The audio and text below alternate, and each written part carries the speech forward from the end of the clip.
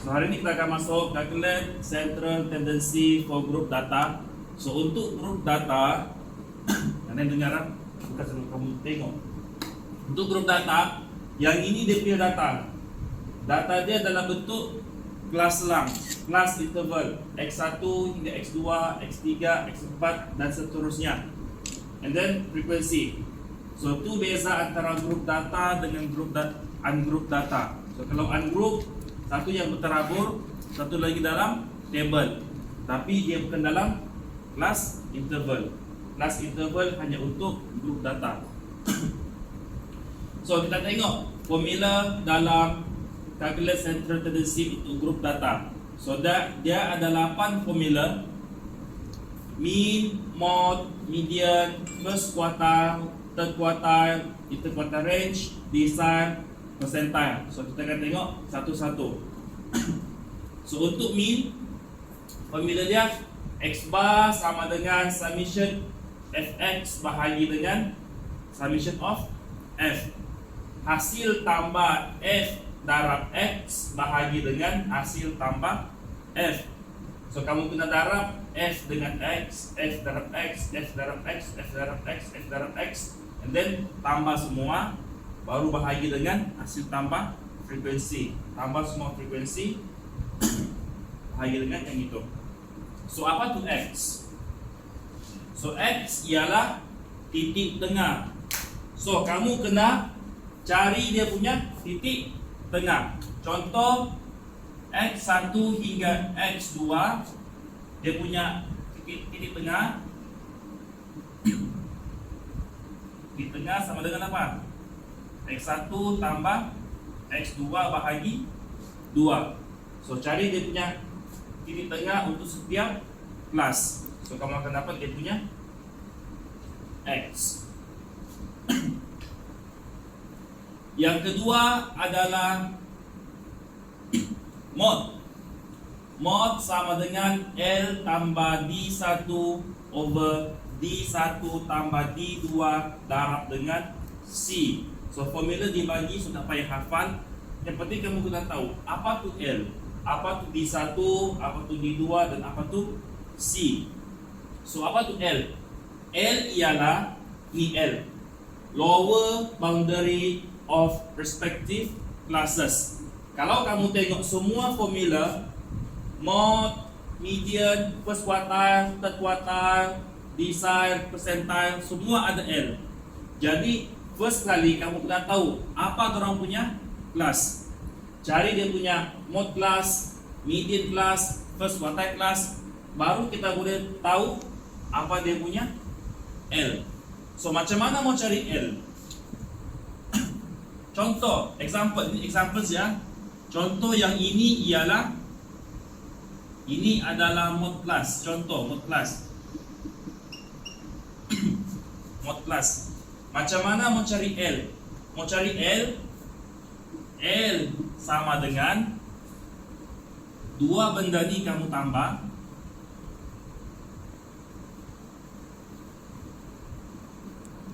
X5 X4 tambah X5 bahagi dengan 2. Kamu akan dapat dia punya L, lower boundary. Di sini kita panggil sebagai lower boundary, sebelah sini upper boundary. So macam mana mau cari? Kalau lower boundary, ini tambah yang ini bahagi dengan 2. Kalau upper boundary, macam mana cari? Upper boundary X6 tambah yang mana? Tambah X5. X7. Dia begini, X6 tambah X7 bahagi dengan 2. Di sini lower boundary untuk X5, tapi upper boundary untuk X4. Di tengah-tengah nih, nilai di antara X4 dengan X5 itu kita panggil sebagai boundary. Boundary BN dia penghadang. So D1, apa tuh D1? D1 ialah beza antara difference between frequency of mod class and frequency before mod plus. Sekarang kita punya mod plus adalah yang ini kan. X5 hingga X6 adalah mod plus.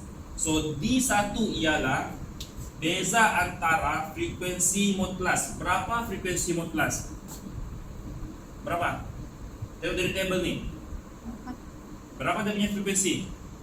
4.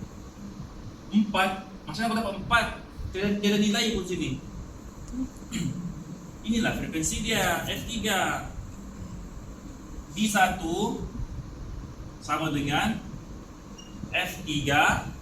Beza kan? Beza antara frekuensi mod plus dengan frekuensi sebelum. So frekuensi mod plus F3, frekuensi sebelum F2. Tolak F2. Faham tak? Apa tu D1? Beza antara frekuensi mod plus dengan frekuensi sebelum. So F3 tolak F2. So apa tu D2? D2 frequency between difference between frequency of mod plus and frequency after mod plus. D2 frekuensi selepas. So macam mana cari D2?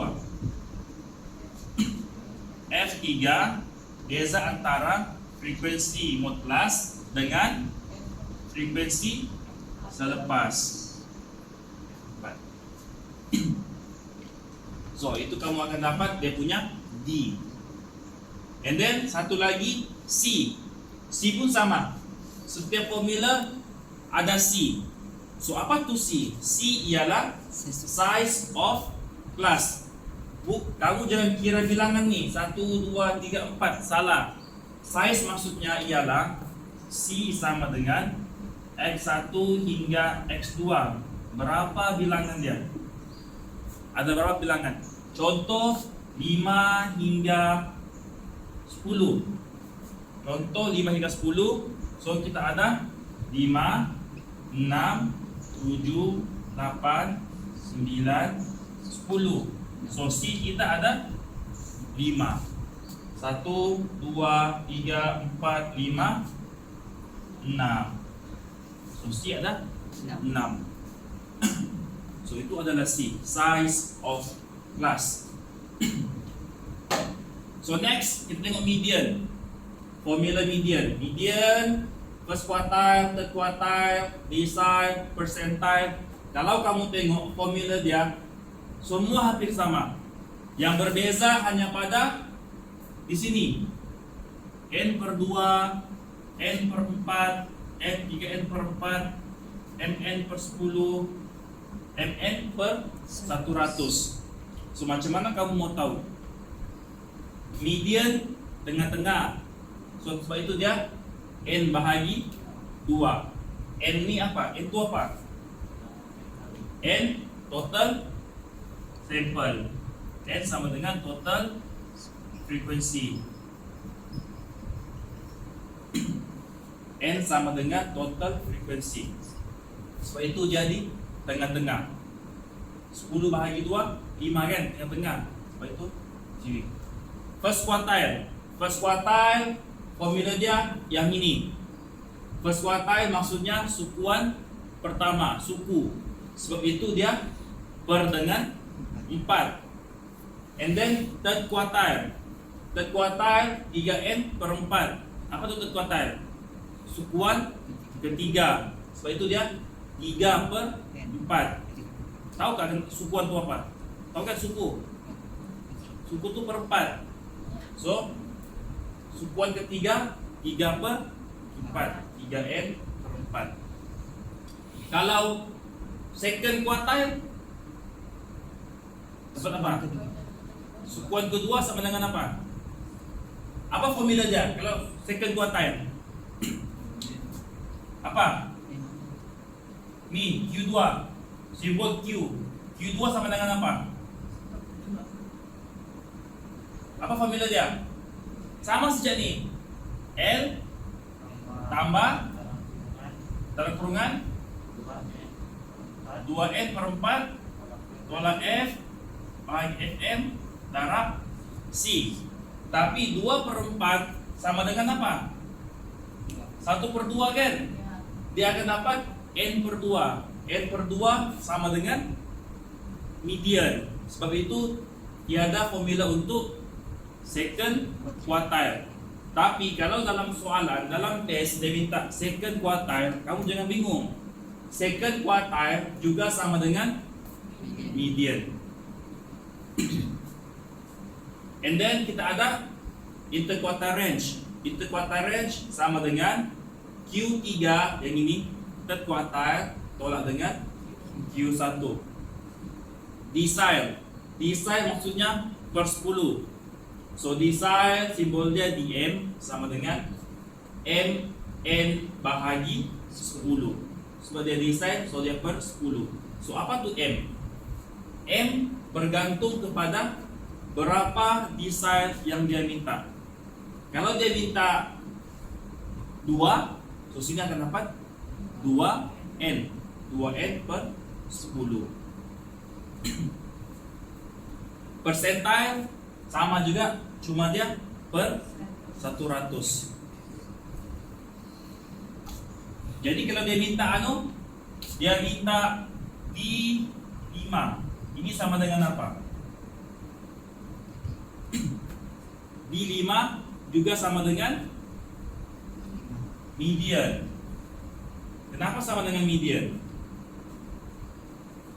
Sebab bila kamu ganti di sini 5 per 10, kamu akan dapat 1/2 kan? So per 2 adalah median.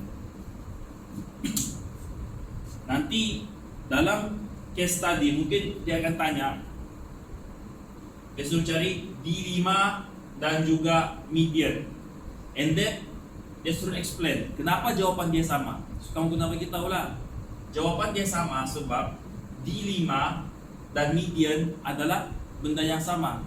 Macam mana kamu tahu dia sama?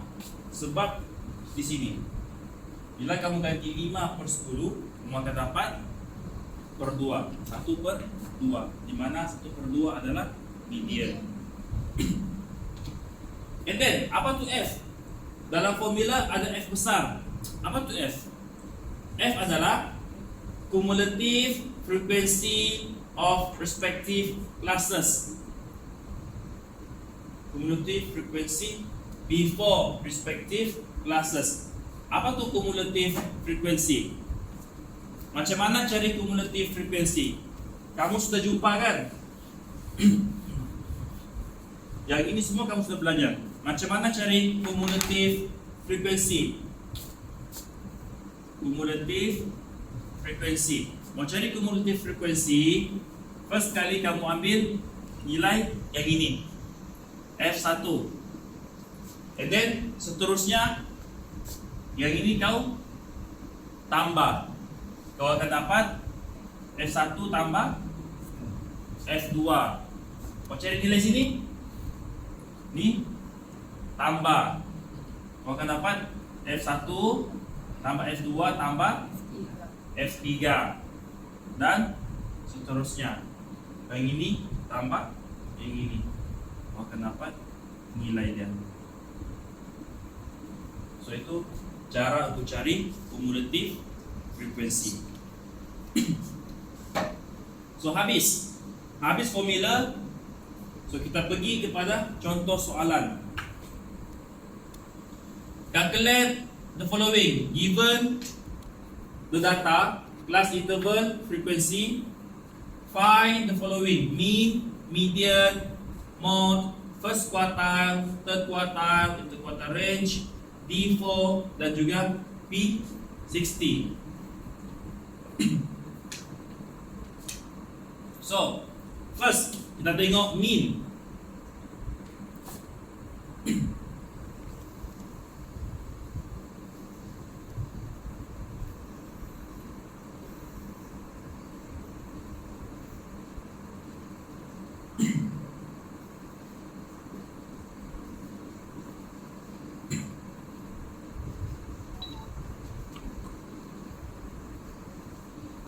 So paling penting untuk grup data, kamu kena sketch dia punya table.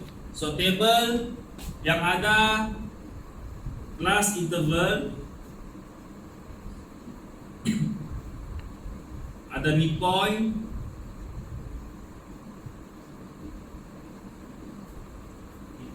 X, ada frekuensi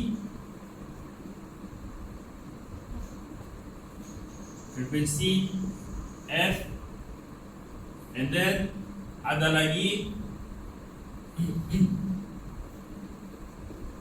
F darab X, dan last sekali ialah kumulatif frekuensi.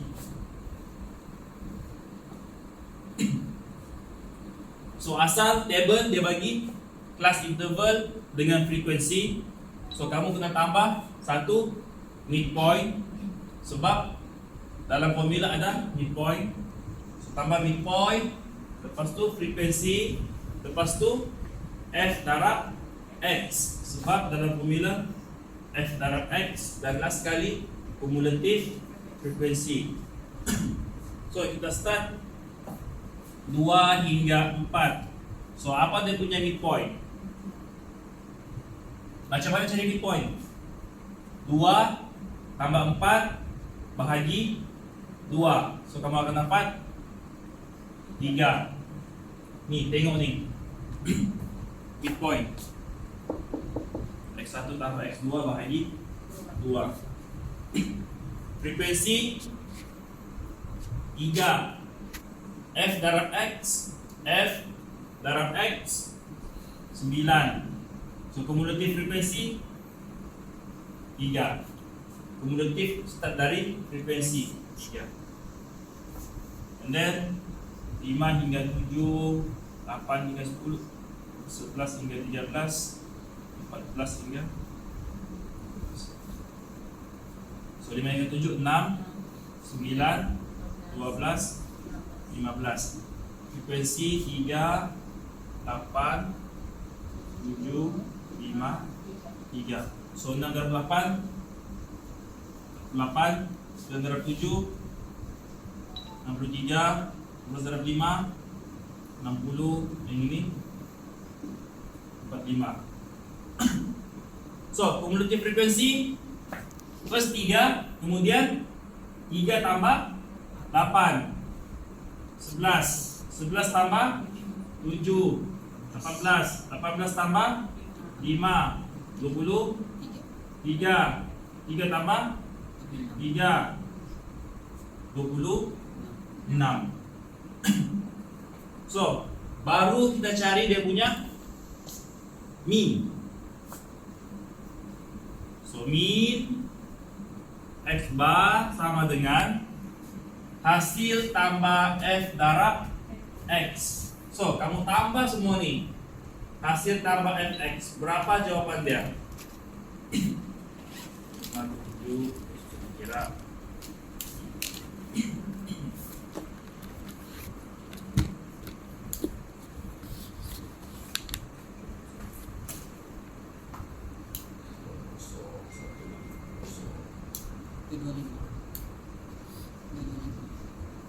Dua 225 bahagi dengan hasil tambah frekuensi, tambah semua frekuensi, kamu akan dapat 26. Berapa jawaban dia?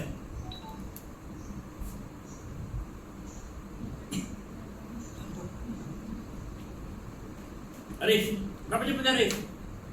225 bahagi 26. 8.65. Ah? 8.65. 3 ini perpuluhan. 8.653. Pastikan kamu ambil 3 titik perpuluhan. 8.653. So itu mean. So yang kedua, median.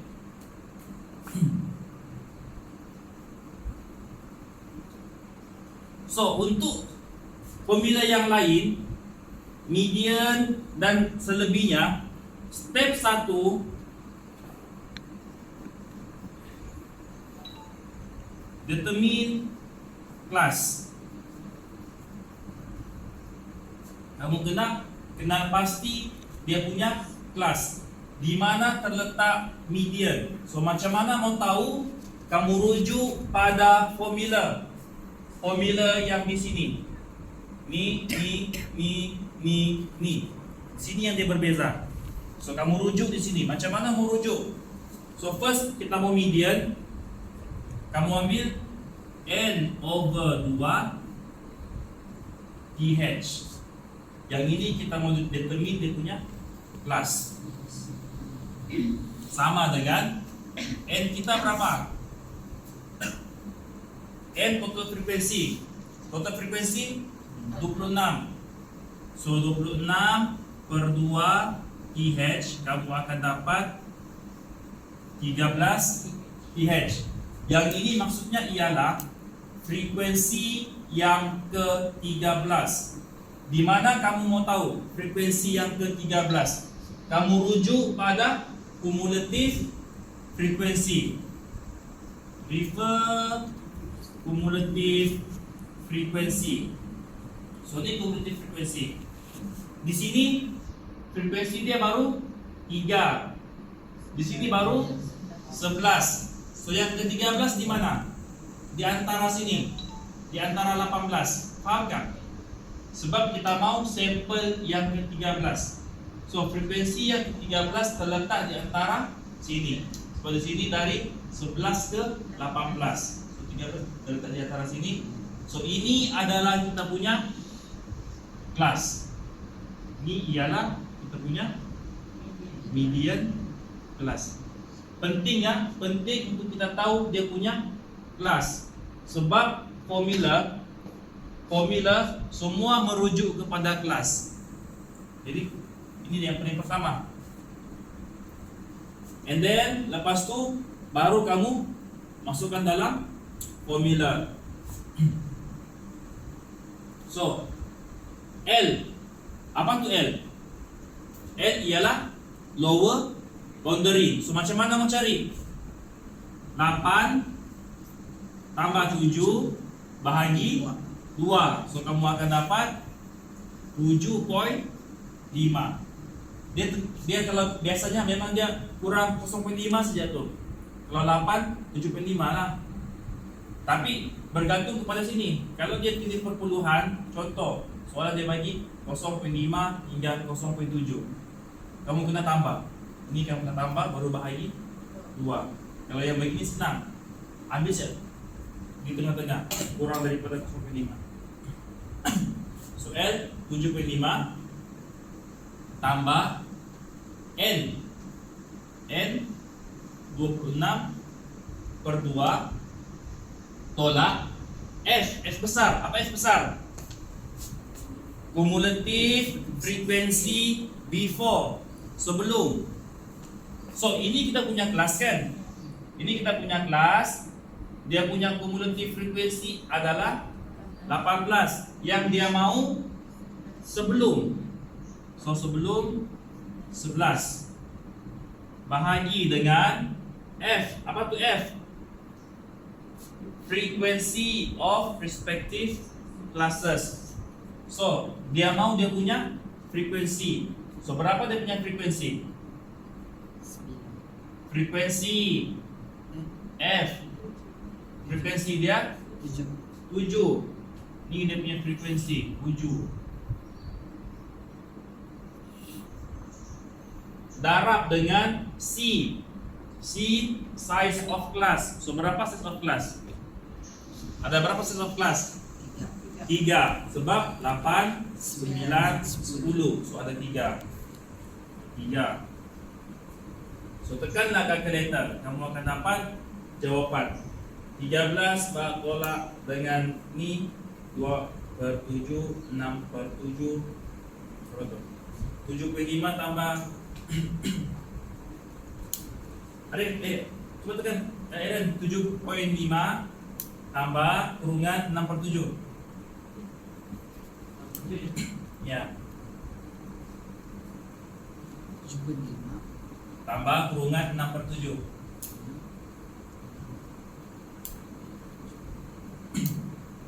8.357.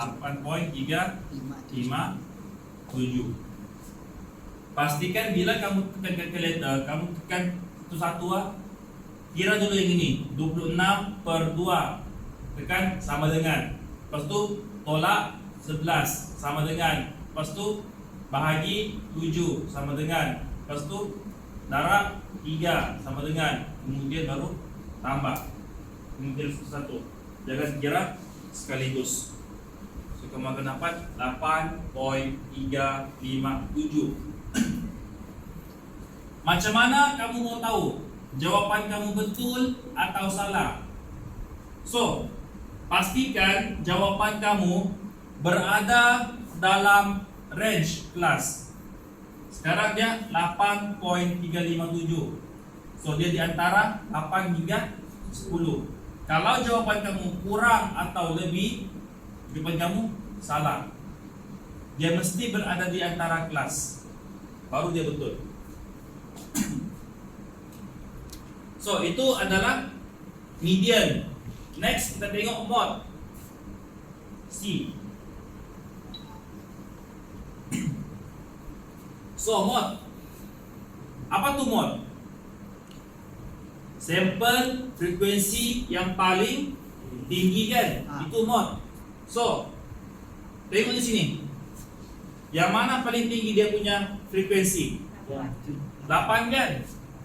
Ini paling tinggi 8. So 5 hingga 7 ini paling tinggi, 8 paling tinggi. So kita punya mod plus ialah 5 hingga 7. So ini adalah mod plus, sebab frekuensi paling tinggi 8. Frekuensi adalah mod ialah sampel dengan frekuensi paling tinggi. So frekuensi paling tinggi 8. So ini adalah kita punya mod plus. So berapa dia punya L? Tengok formula L. Berapa dia punya L? Low boundary.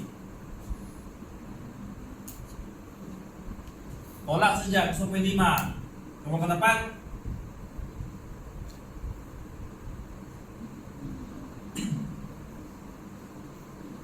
4.5 lah. Kan sini 5.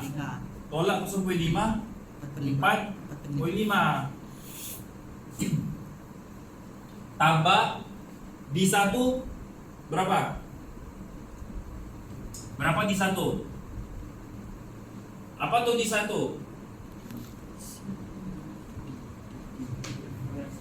Beza. Kamu paham tadi? Apa tuh di 1? Difference between frequency of mod plus and frequency before mod plus. Jadi berapa lah? Berapa frekuensi mod plus? 8. Frekuensi sebelum 3. So beza dia 5 lah. 8 tolak 3. 8 tolak 3 dapat 5. Siapa tak faham? Dapat 5. Paham? Di 1 5. Di 2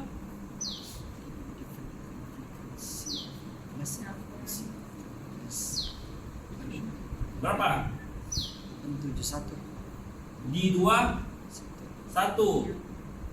Frekuensi mod plus tolak dengan frekuensi selepas. So 8 tolak 7 dapat 1. Darab dengan C sama, C 3. So kamu akan dapat 62, 82, 25, 7. So kamu akan dapat 7. Jawapannya 7. Tekan kalkulator, jawapannya 7. So 7 pun sama di antara 5 hingga 7. 7 termasuk. So itu kita punya mod. And then kita tengok first quartile.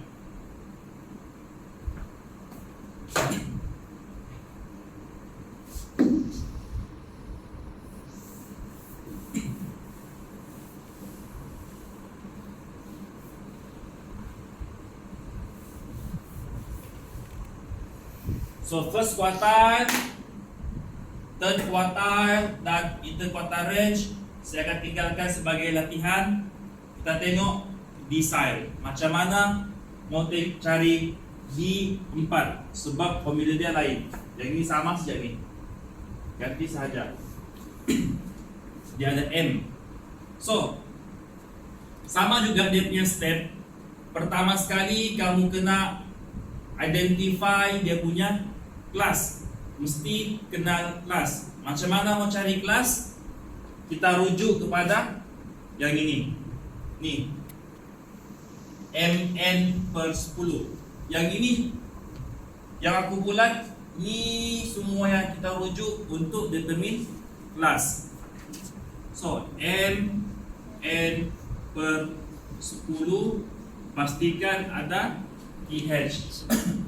Bila determine kelas mesti ada pH. So kita mau cari D4.